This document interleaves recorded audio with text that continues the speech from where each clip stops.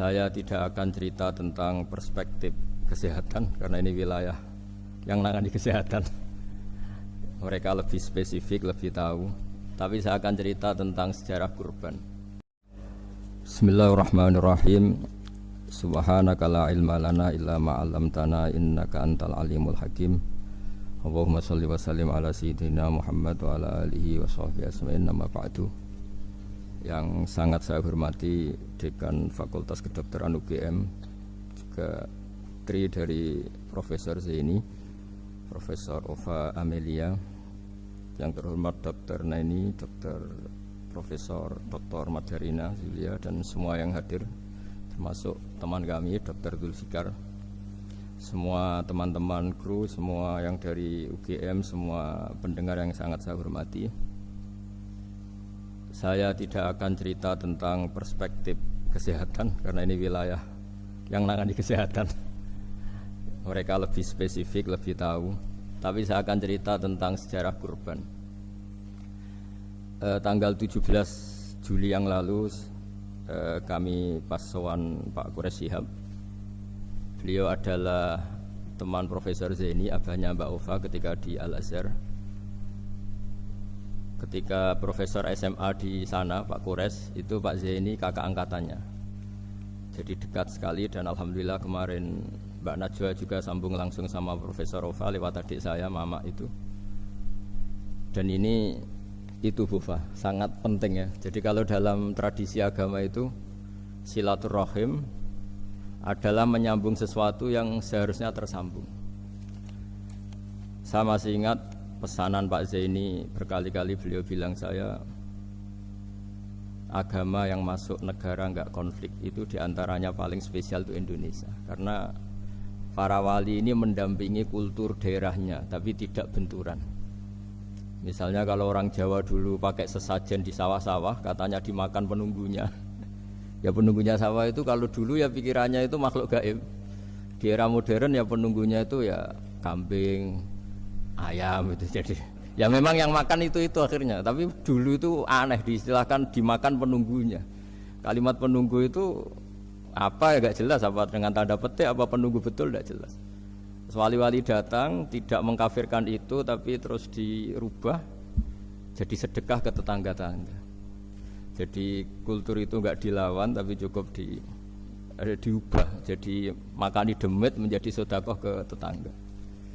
Nah, cerita kurban juga seperti itu. Dulu tokoh-tokoh Quraisy, penunggu Ka'bah, itu dulu sudah ndak tauhid, sudah musyrik kalau dalam bahasa agama. Itu di mana-mana termasuk kebutuhan pokok manusia itu kalau kumpul-kumpul itu makan-makan. Itu mulai dulu. Terus korbannya itu ya pasti perempuan mulai dulu. Jadi hanya bagian masak, boleh makan nanti ngenteni luwian itu, ngenteni bekas-bekasnya. Sehingga yang nyortir Abu Jahal CS itu. Jadi yang kurban harus hewannya bagus, spesial, bahkan enggak boleh dikawinkan. Hewan yang mau dikorbankan itu enggak boleh dikawinkan, enggak boleh pernah dikendarai, enggak boleh pernah dipakai bajak sawah dan sebagainya. Semuanya serba spesial. Nanti dikorbankan di Ka'bah. Yang dijual Ka'bah. Nah, pertanyaannya, Ka'bah ini enggak pemakan daging, yang untung ya ketua-ketuanya ini. Karena Ka'bah tidak doyan daging. Dan itu ya di atas namakan Allah, ini demi taqarrub ila Allah, demi itu. Sehingga mereka bilang waqalu hadhihi an'amu wa harsun hijrul la yat'amuha illa man nasa'u bi za'mihim. Ini hewan kurban harus spesial dan yang berhak makan hanya orang-orang spesial, yaitu para penunggu Ka'bah, para sadanatul bait. Tapi karena mereka sudah tidak benar, tidak jujur, Islam mau merubah tradisi itu. Tapi kalau tradisi itu dirubah, maka Islam akan terkenal pelit, karena dari acara makan-makan menjadi tidak ada makan-makan. Jadi kadang kebenaran itu harus diganti dengan sesuatu yang tidak ekstrim, karena tadi dari acara makan-makan menjadi sama sekali nggak makan-makan. Maka terus diganti oleh Islam dengan kalimat udhiyah, dengan kata kurban. Nah, kenapa itu harus terjadi? Karena kurban itu sebetulnya syariatnya Nabi Ibrahim, di mana orang Mekah itu memang turunan Nabi Ibrahim, sehingga sisa-sisa makan-makannya masih. Cuma mulai ada melenceng, ada sesajen, ada khurafat, ada bid'ah. Kemudian itu mulai masalah. Terus Rasulullah Muhammad SAW datang ingin benahi itu.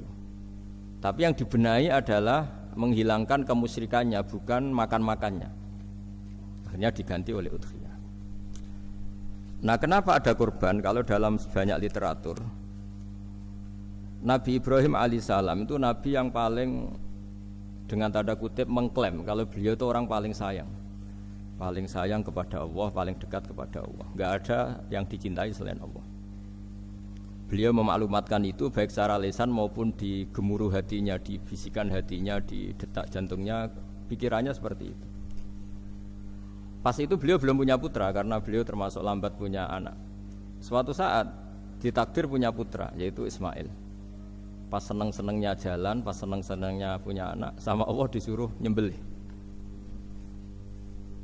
Anak kamu harus kamu sembelih. Ibrahim kaget. Kenapa ya Allah? Kamu adalah orang yang sering ngomong bahwa yang paling kamu cintai saya.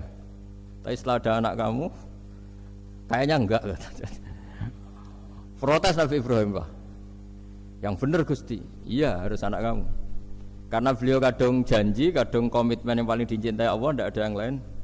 Saya akan mencintai engkau ya Allah, meskipun harus mengorbankan anak saya. Sehingga cerita terus disyariatkannya kurban itu.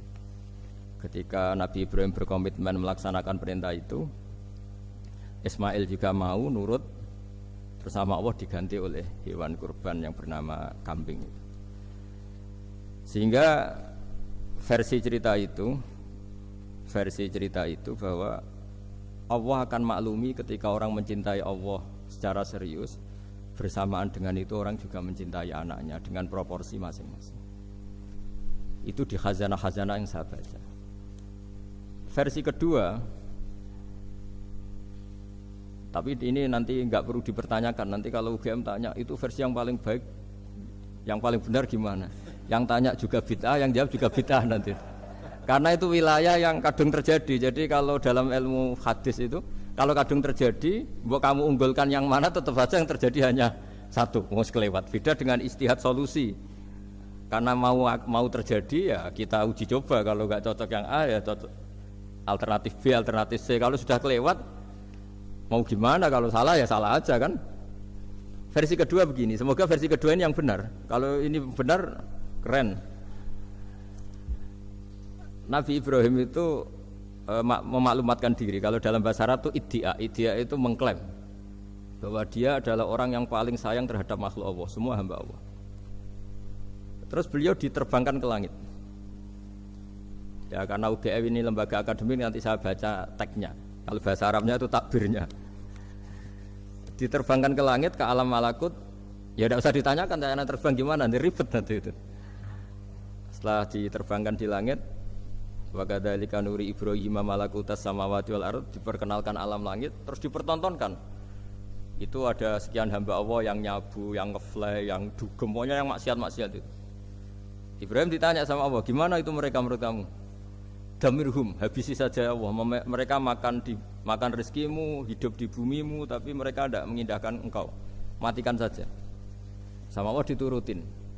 Jalan-jalan lagi sampai 3 kali peristiwa tempat-tempat maksiat itu dihabisin sama Nabi Ibrahim. Beliau minta sama Allah supaya itu dihabisin. Singkat cerita, terus beliau diturunkan sama Allah. Setelah diturunkan, ya Allah tidak jawab, tidak apa. Allah itu punya sunnah, punya tradisi. Dengan nabinya itu tidak jawab. Suatu saat Nabi Ibrahim disuruh bunuh anaknya, disuruh nyembelih. Protes kan? Huwa samratu fuadi. Ini kekasih saya, putra saya. Kenapa engkau nyuruh membunuh? Terus kata Allah, kamu tidak ingat di malam kamu saya mi'rajkan melihat hamba-hambaku, dan itu yang bikin aku, dan saya cinta sama mereka yang bikin saya. Kamu enak saja minta dibunuh. Sengkerian gantian saya yang minta, kamu tidak nurutin gitu. Kamu pas minta saya tidak tak pikir, langsung tak turutin. Kenapa saya yang sekarang minta kamu mikir gitu. Tapi huwa samratu fuadi, itu buah hati saya. Lah memangnya makhluk-makhluk itu makhluk siapa? Saya yang bikin. Kamu enak saja nyuruh bunuh. Nah semenjak itu jadi kearifan kita. Makanya Mbak Ova ini kalau guyonan di dunia kiai, kalau ada majikan bentak pembantunya yang salah meletakkan piring atau gelas, pasti cara berpikir mesti pembantunya ada cantik. Karena kalau salah tok kok dia cantik, itu mesti mikir. Enggak bisa orang bentak orang cantik gitu. Jadi sama, misalnya saya janjian sama Gus Fikar, janjian Gus datang hari Senin gini-gini, ternyata beliau nggak datang. Kalau saya tidak punya utang, tidak atasan saya pasti marah. Sudah janji kok gini-gini. Saya bisa marah itu sebetulnya sebabnya itu dua. Saya kecewa dan dia tidak punya jasa. Tapi yang diomongkan hanya, wah kamu khulful wa'di apa? Nggak tepat. Coba kalau ini atasan saya jadi dosen karena beliau misalnya. Saya punya utang beliau. Mbok nyulayani janji apa kan? Nggih mboten napa-napa. Sama. Ada majikan mencintai pembantunya karena sangat cantik, mana ada mencahno piring. Omahe dirubuhno itu ndak apa-apa gitu. Sama. Makanya ada guyonan di dunia kiai itu, ada anak perempuan kan enggak lazim ya, perempuan pakai GL Pro kalau dulu, mungkin sekarang pakai Ninja, pakai celana jin. Sopo iku wong luput suwuk itu? Siapa itu perempuan kok gitu? Niku ponakane jenengan, Mbah. Astagfirullah, muga-muga pangeran nyepuro. Jadi langsung rubah dari maksudkan menjadi ndak karena keluarga. Nah, jangan-jangan kebencian kita pada maksiat itu oke, kita wajib benci maksiat, tapi tetap ada catatannya. Plus yang maksiat itu tidak orang yang terkait dengan kita. Coba kalau yang maksiat itu orang yang terkait dengan kita, itu anak kita, ponakan kita, mungkin istri kita, paling mintanya ya Allah ampuni. Sama-sama maksiat, yang satu minta dihabisin, yang satu kita minta diampuni. Fair gak kita sebagai manusia? Tidak fair. Tidak fair. Nah, iya gak fair ya? Apa ya fair? Mikir. Makanya kalau ada guyonan, ya itu tadi. Ada supir salah dimarahin, pasti supir ini belum pegang rahasia. Tapi kalau sudah pegang kartu, si majikannya punya apalah gitu, simpanan gitu. Wah ini pegang, berani marah gak? Tidak ada. Ini dokter kelik juga ada masalah. Itu pengalaman sekali. Jadi itu guyonan kiai. Makanya jadi manusia itu gak pernah adil sebenarnya. Makanya Allah pernah mensifati manusia itu bakanal insanu dzaluman jahula. Manusia itu sangat zalim dan sangat bodoh. Kalau misalnya jenengan tanya, orang soleh pun itu gimana? Orang soleh asal manusia tidak nabi, itu ya mesti ada zalimnya. Makanya kalau dalam kitab Hikam diterangkan, kitab Hikam itu kitab yang olah manusia.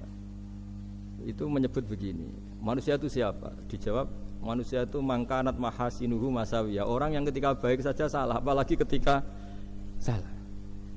Kita misalnya punya toko laris itu, doanya mustajab, laris, pembelinya banyak, kualitasnya bagus. Pasti ada toko sekeliling yang megap-megap karena orang sekarang ke kamu kan gitu. Sama di kampus ya gitu, kalau ada kampus besar yang lain pasti ke masjid, terhalangi karirnya di semua. Sehingga orang supaya terus merasa salah, Rabbana dzalamna anfusana, meskipun kita sedang benar pun. Saya termasuk kiai yang kalau ngelepas haji, mungkin yang haji itu mangkel.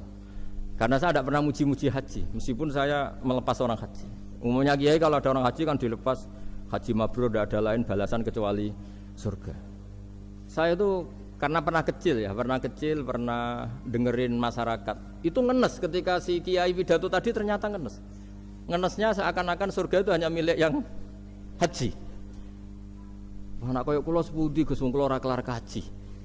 Semenjak itu setelah saya jadi kiai ya dendam juga. Akhirnya setelah saya jadi kiai kalau ngaji orang yang haji mabrur balasannya surga, orang yang fakir sabar juga surga, orang yang sering dimarahin istri juga surga. Pokoknya surga lah terus. Sampai yang mau haji itu, Gus gimana kok bahas kita kok sama dengan mereka? Ya karena saya ada ulama pesanan kata saya. Jadi artinya gini, ketika Anda muji ibadah haji, jangan kira yang ngenes tidak banyak, yang ngeluh juga banyak, karena mereka ada takdir gak mampu haji. Itu hebatnya Islam. Islam juga datang dengan solusi-solusi, misalnya Jumatan itu hajinya orang miskin, orang yang ingat Allah mulai subuh sampai matahari terbit juga sama dengan umroh. Jadi karena tidak semua orang itu mampu haji. Jadi itu Islam. Jadi nanti tak bacakan, jadi versi kedua itu Nabi Ibrahim diperingatkan Allah bahwa tidak seperti itu cara mengelola hambaku. Nah, Islam ini kata Allah anit tabi' millata Ibrahim hanifa. Referensinya Islam, mentornya Islam itu Nabi Ibrahim. Sehingga kita alhamdulillah punya sejarah Wali Songo. Saya punya orang tua Kiai Nur Salim itu sayang sekali sama umat. Mbah Mun juga gitu. Saya sama Profesor Zaini itu sudah mulai tahun 2000 terus setiap hari ketemu juga nggak pernah kecewa. Beliau itu pernah disalahpahami, mungkin Bu Ova belum dengar ini. Pernah disalahpahami karena beliau itu tangan kanannya kan agak kuat. Jadi kalau ngambil papa itu pakai tangan kiri. Itu pernah disalahpahami ya, mungkin orang hasud karena tidak mengkonfirmasi langsung mengklaim beliau itu kiai profesor kalau apa-apa pakai tangan kiri. Kira-kira pertanyaan sunnah rasulnya mana kan gitu. Beliau itu ya hanya corong Jawa itu berambang, agak nangis tapi tidak sampai keluar air mata tapi berambang. Terus beliau bilang gini ke saya seharusnya gimana Mas Pak? Ya kalau Pak Zaini ingin jadi wali ya tidak usah menjelaskan. Kalau Pak Zaini ingin menjelaskan berarti ingin diakui makhluk.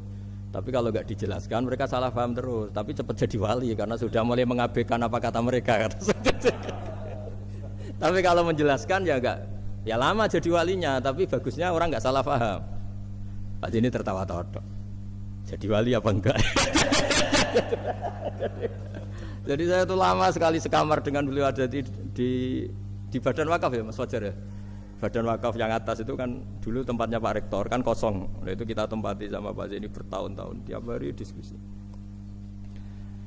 Dan nggak pernah ceritanya beliau itu penting karena seneng guyon. Memang khasnya ulama itu seneng guyon.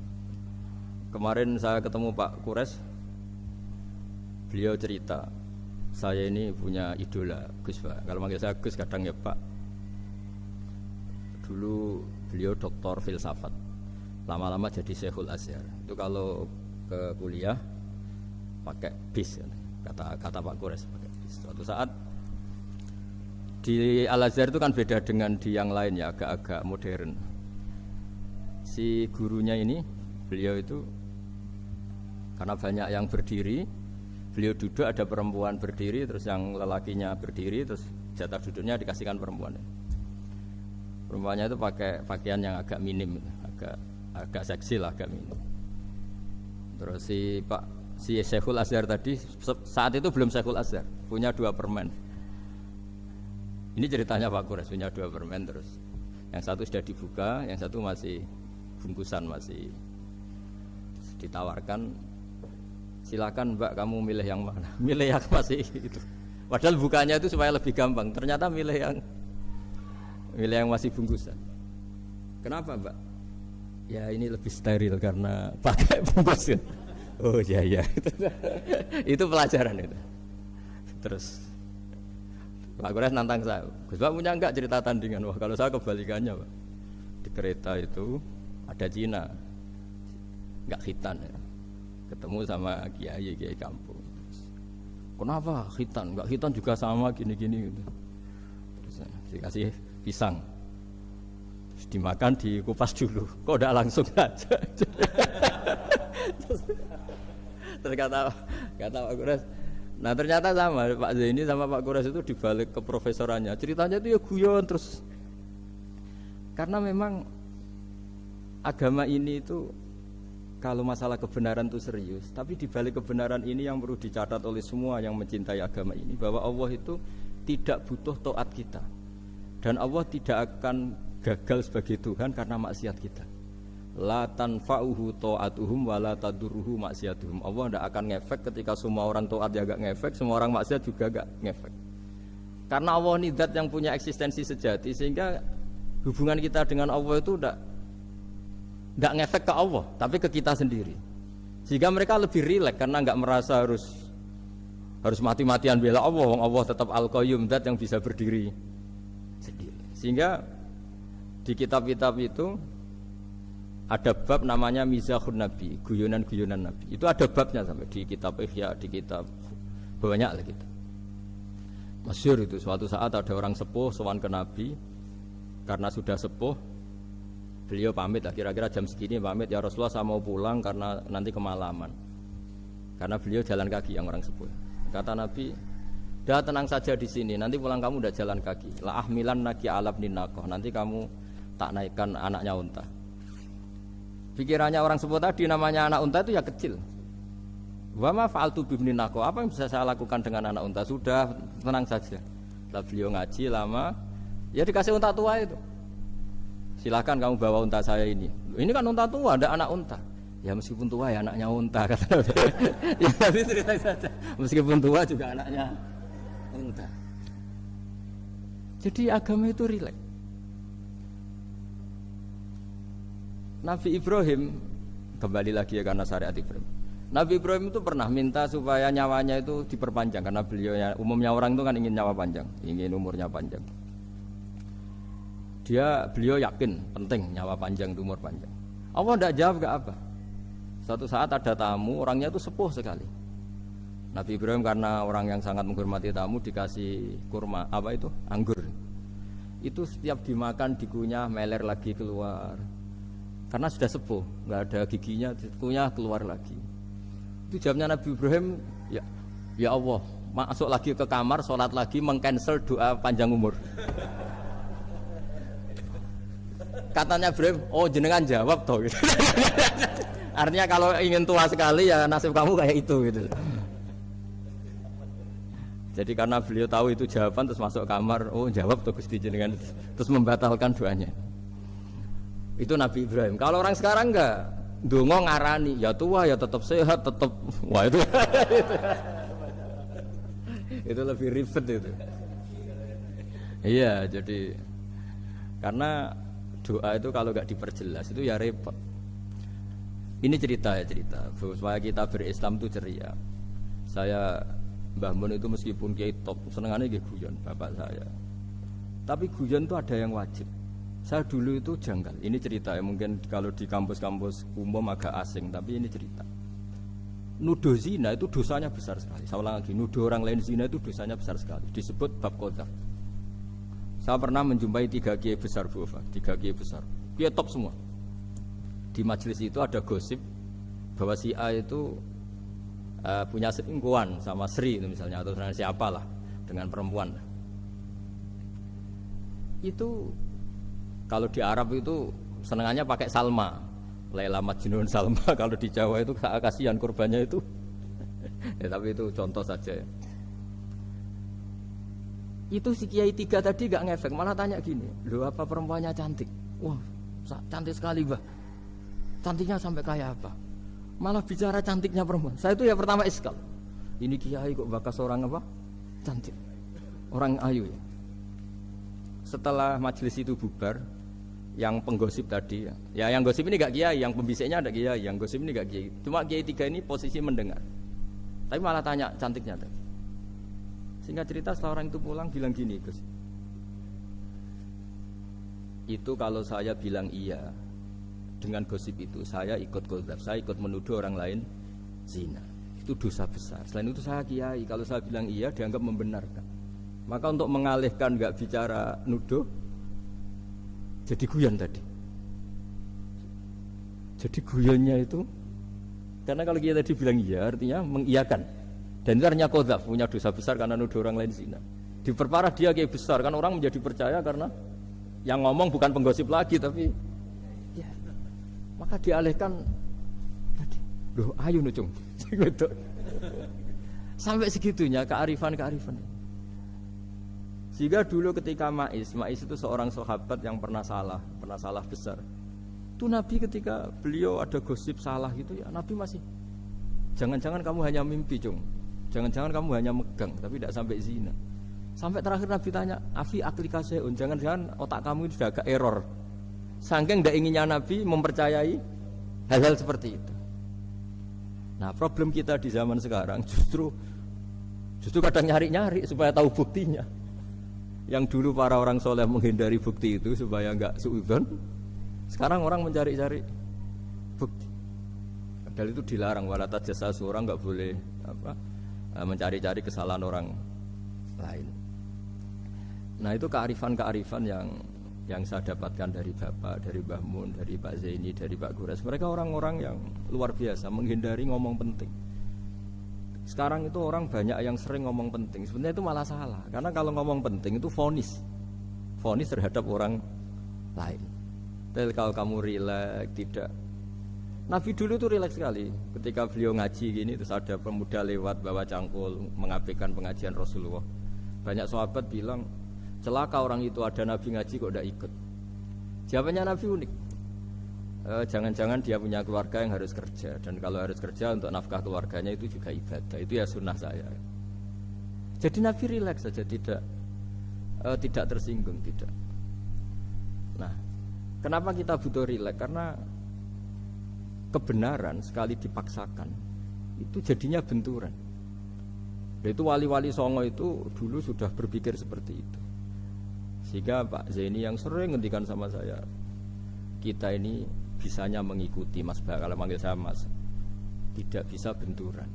Sehingga tadi ada modifikasi dari sesajen menjadi sedekah, dari apa menjadi apa. Jadi tidak langsung benturan. Dan itu khazanahnya, bacaan-bacaannya banyak sekali. Termasuk peristiwa Udhiyah tadi. Jadi dulu kurban itu dipakai ajang orang-orang tokoh Quraisy supaya dapat daging yang bagus, di atas namakan Ka'bah. Jadi agama ini dijual mulai dulu. Sekunane kuno agama ini dijual. Dan agama mulai dulu ya prospek. Ka'bah itu bisa menyedot wisatawan berapa, wisata religi. Sehingga dulu ada Ka'bah tandingan, perhitungannya juga ekonomi. Jadi mulai dulu itu ya sudah seperti itu, mau apa Mang Allah bikin dunia seperti ini. Jadi mulai dulu agama itu ya, sampai orang Yahudi gak mau iman sama Nabi ya pikirannya sederhana, kalau saya tokoh banyak yang sowan, banyak yang ngasih-ngasih. Kalau saya ikut Muhammad, saya anak buah, yang ngasih saya siapa? Jadi perhitungannya juga ekonomi. Jadi ketika Abraham mau bikin Ka'bah tandingan, itu perhitungannya juga ekonomi. Jadi ribet kan memang kalau manusia itu sudah ribet. Tapi Islam ini datang bukan untuk itu, tapi memaklumi itu. Itu hebatnya Nabi Ibrahim. Ketika beliau berdoa, ya Allah, keluarga kami saya tempatkan di Mekah. Rabbana liyuqimus sholata faj'al af'idatam minan nasi tahwi ilaihim warzuqhum minas samarat. Cuma menurut Islam dibalik, ya Allah, kita ini ingin anak-anak kami ini bersujud kepada Engkau, ingin anak-anak kami ini melakukan sholat. Tapi mereka ini manusia yang untuk ketahanan hidupnya butuh makan, butuh rizki, butuh ekonomi. Maka tolong ekonominya dijaga ya Allah. Jadi dibalik, demi sholat menjaga ekonomi. Jangan dengan demi ekonomi meninggalkan sholat. Jadi dibalik, jadi demi sholat menjaga ekonomi. Juga termasuk menjaga politik. Andaikan tidak ada orang Islam yang cakap politik, terutama yang soleh-soleh, kemudian negara bikin aturan ala mereka, sholat dianggap larangan, pengajian dengan larangan, juga repot.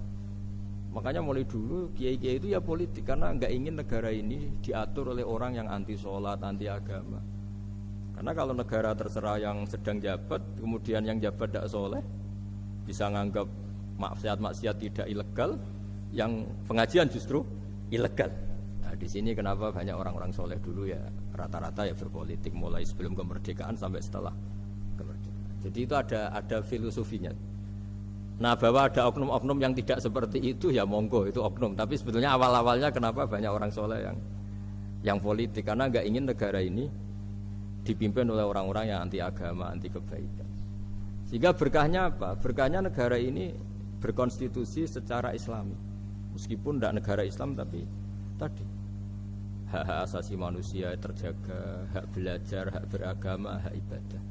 Coba bayangkan kalau kita jadi korut, Korea Utara kan pusing. Jadi, nah itu uniknya. Lagi-lagi ini cerita uniknya.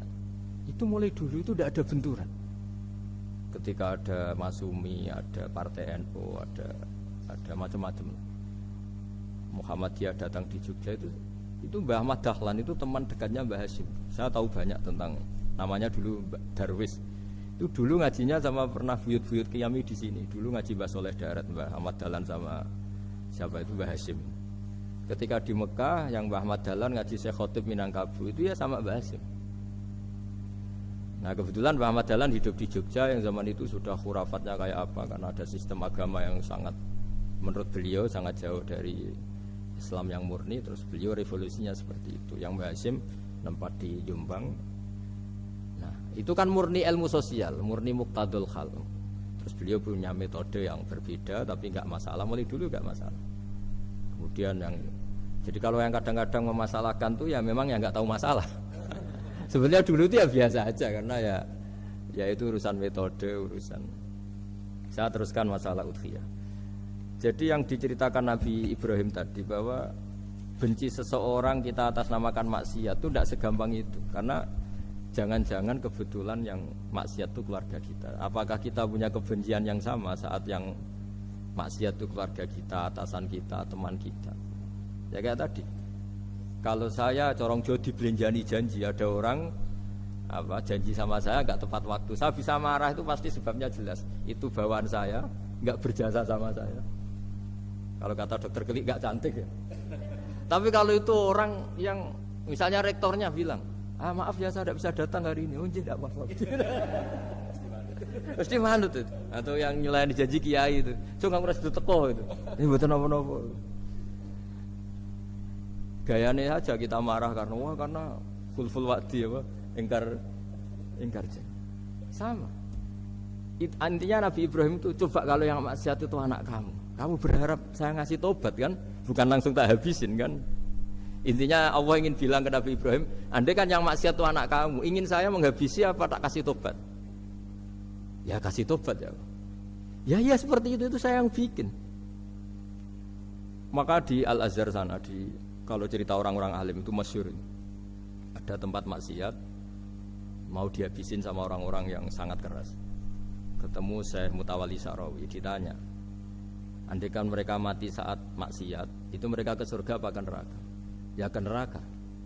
Terus ditanya sama Syekh Mutawalli, kalau mereka ke neraka, akan adzalika muradan Nabi? Apa seperti itu yang digedaki Nabi? Umatnya mati terus masuk neraka karena belum tobat? Tidak, Nabi inginnya mereka tobat dulu. Ya sudah, jangan dihabisin.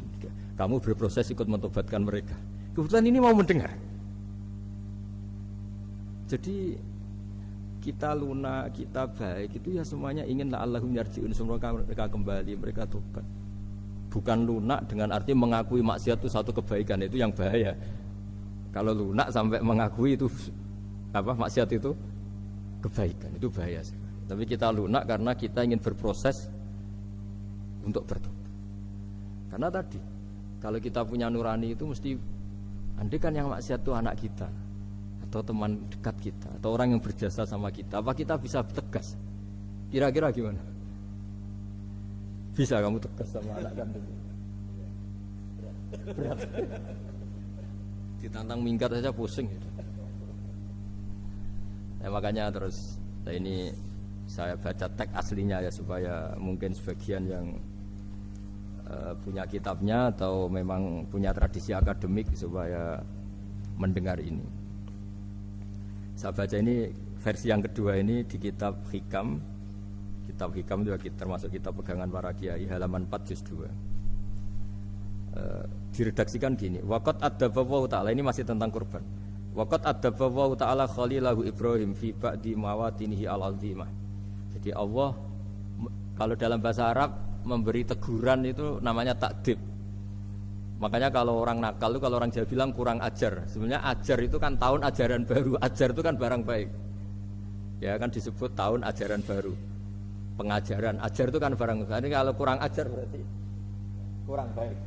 Itu bahasa Arabnya orang yang kurang ajar perlu diajari. Itu kalau orang Arab bilang ditakdib. Diwarai toto kromo, diadabkan. Jadi belum punya adab diadabkan. Itu udah, tapi tentu Nabi Ibrahim nggak sampai kurang ajar. Ini kan cerita bahasa ya. Jadi kalau sebenarnya ajar itu udah buruk-buruk, kurang ajar berarti orang ini kurang pelajaran, kurang. Tapi di Jawa itu agak salah kaprah. Kalau kurang ajar itu ekstrim. Misalnya duduk di meja itu disebut kurang ajar. Sebenarnya ada se-ekstrim itu. Saya teruskan ya. Terus wa 'allamahu kaifa yatakhallaqu bihadzal khuluqil karim inda tilaihi alal asrar. Terus kan anak Ibrahim annahu arhamul khalqi qol farafa'ahu wa ta'ala hatta asyrafa ala ahlil ardi. Nabi Ibrahim diterbangkan ke langit sehingga melihat di bumi yang maksiat-maksiat itu. Faqala ya rabbi damirhum, habisi saja. Terus faqala wa ana arhamu bi ibadi minka ya Ibrahim ihbit fala'allahum yatubun wa yarji'un. Jadi setelah permintaannya semua dikabulkan, dihabisin sama Allah, terakhir cobalah kamu sekali-kali dakwah ke mereka. Kamu belum pernah dakwah kok tahu-tahu minta mereka habisin. Coba kamu dakwah, jangan-jangan mereka mau kembali. Nah terus sebagian cerita itu terus diteruskan ketika suatu saat Ibrahim akhirnya diminta menyembelih putranya. Inni arafil manami anni atfahuka fangdur madza tara. Falamma tashammara lidzalik wa akhadha sikin biyadihi qala Allahumma hadza waladi wa thamratu fuadi wa habbun nasi ilayya. Ya Allah, ini buah hatiku, ini orang paling saya cintai. Kenapa engkau menyuruh ini supaya saya bunuh? Terus beliau dijawab sama Allah, ama ta'lamu anni rahimun bi ibadi kama anta syafiqun bi waladik. Fa idza sa'altani ihlaka 'abdi as'aluka dzabha waladik wahidan bi wahidin. Jadi kalau dulu kamu minta supaya hamba saya tak habisin karena maksiat, sekarang saya juga minta kamu menghabisi anak kamu. Tapi ini kan anak saya, sama itu hamba saya yang bikin juga saya. Nah semenjak itu Ibrahim dianggap sebagai bapak kasih sayang. Karena semenjak itu terus beliau orang yang paling sayang. Sampai ada 3 nabi yang menjadi metodenya Rasulullah SAW sebagai mentornya. Kalau Nabi Nuh melihat kemaksiatan langsung bilang, Rabbi la tadzar alal ardi minal kafirina dayyara, habisi semua ya Allah. Tapi kalau Nabi Ibrahim apa? Faman tabi'ani fa innahu minni wa man asani fa innaka ghafurur rahim. Orang yang ikut saya ya karuan kelompok saya, dan yang sebelum ikut semoga engkau mengampuni. Tentu lewat proses dakwah, lewat proses. Nah, Wali Songo, kembali ke Wali Songo dan para guru-guru kita, itu seperti itu semua. Jadilah Islam yang di Indonesia, Islam rahmatan lil alam itu konstruksinya ya dari ilmu-ilmu seperti ini. Bacaannya seperti itu. Karena ternyata kita tegas tadi ujung-ujungnya karena itu tidak cantik, tidak atasan kita, tidak berjasa sama kita. Kamu kalau ada supir telat, supir kok telat datang kantor gitu, pasti supir itu belum pegang rahasia. Setelah pegang rahasia tak jamin aman itu meskipun telat. Karena lebih ngeri mesti. Artinya manusia itu kayak apa ngeklaimnya tegas, disiplin, objektif. Kira-kira iya apa enggak? Enggak lah kayaknya ya. Ya pasti tadi. Nah itu yang makanya bapak saya kalau guyon sama saya itu, kan umumnya orang itu kalau di dunia kiai muji istiqomah. Istiqomah itu konsisten jadi imam masjid, konsisten jadi guru, jadi apa. Kalau bapak itu sering guyon ke saya, iku istiqomah apa mau digenti wong liya katanya. Artinya di balik istiqomah itu juga ada catatan lain. Jangan-jangan ambisi gak mau diganti orang lain. Jadi intinya manusia itu dalam benar saja ada unsur salahnya, apalagi pas salah gitu maksudnya. Nah ya pas benar saja ada unsur salahnya, apalagi pas salah. Nah, itulah dengan sudut pandang seperti ini adalah orang terus gak gampang menghakimi orang lain. Karena manusia yang baik adalah cukup dia merasa aibnya banyak, salahnya banyak, kemudian itu menyibukkan dia dari mencari-cari aibnya orang lain. Makanya kalau dalam cerita Ibrahim alaihissalam, karena kurban itu identik dengan syariatnya Nabi Ibrahim. Ini saya punya catatan yang kemarin tak baca juga di Jakarta. Itu suatu saat Nabi Ibrahim itu didatangin orang Majusi dulu. Orang Majusi itu ya tidak beragama. Singkat cerita Nabi Ibrahim itu terkenal kaya dan suka menghormati tamu. Dulu tamu itu sangat penting dihormati karena dulu nggak ada warung, terus padang pasir. Kalau sekarang itu ya wajib dihormati tapi tidak wajib-wajib banget karena biasanya sudah marung di mana-mana. Sudah marung di mobilnya bawa apa? Bekal. Kalau dulu di padang pasir kalau tamu nggak dihormati bisa mati betul. Kadang sudah hari perjalanan itu nggak makan nggak apa karena di padang pasir warung nggak ada, nggak bisa ngopi-ngopi ya dulu. Sehingga kalau menghormati tamu dulu itu pahalanya luar biasa ngasih makan itu. Kalau sekarang ya pahalanya biasa aja karena ya tamunya makannya ya biasa aja karena udah kenyang duluan itu. Singkat cerita orang ini datang ke Ibrahim minta dikasih makan. Nabi Ibrahim mengatakan kamu syaratnya harus Islam dulu, kalau enggak kasih makan. Karena Ibrahim itu seorang nabi dan beliau komitmennya seperti itu, si tamu tadi putus asa. Akhirnya wala itu ya sudah meninggalkan Ibrahim. Setelah beberapa jangkah Allah bilang ke Nabi Ibrahim, orang itu umurnya berapa tadi bilang ke kamu? 50 tahun. Pernah enggak orang itu kelaparan? Kata Allah, enggak, baru ini kelaparan. Terus kata Allah, mundu khamsina sanatan nut'imuhu ala kufri Falau nawal tahu lukmatan min ghairi antu talibahu bitahiri dinik lakana ahsan. Orang itu umurnya 50 tahun. Itu ya tak kasih makan padahal dia majusi. Kamu baru diminta sehari saja minta syaratnya Islam. Terus itu ada di kitab apa Ar-Risalah Al-Qusairiyah di halaman 262. Jadi cuma dulu itu motifnya semuanya agama, bukan atas nama demokrasi atau kebebasan beragama. Karena dulu itu orang dulu itu kan saking sayangnya Allah, apa-apa konstitusinya ya perintah Allah. Dan ternyata perintah Allah seperti itu. Akhirnya dipanggil. Kemana ya majusi ke sini tak kasih makan. Dan majusinya kan kaget. Ada apa? Kenapa kamu rubah? Ditegur Tuhan. Iya, ditegur Tuhan. Jadi dan alhamdulillah saking simpatiknya orang majusi tadi akhirnya masuk Islam. Sama itu kan mirip orang Yahudiyah atau Yahudi itu yang tanahnya itu diambil ya sama Amr bin As untuk perluasan masjid di Mesir. Ya ketika lapor ke Sayyidina Umar, ngiranya itu kan dibenarkan perluasan masjid, ternyata Umar belain yang Yahudi. Iya, yang punya tanah harus dikembalikan tuh haknya. Jadi Islam itu menghormati hak kepemilikan meskipun itu milik non muslim. Jadi kata Allah, mut khamsina sanatan nut'imuhu ala kufri.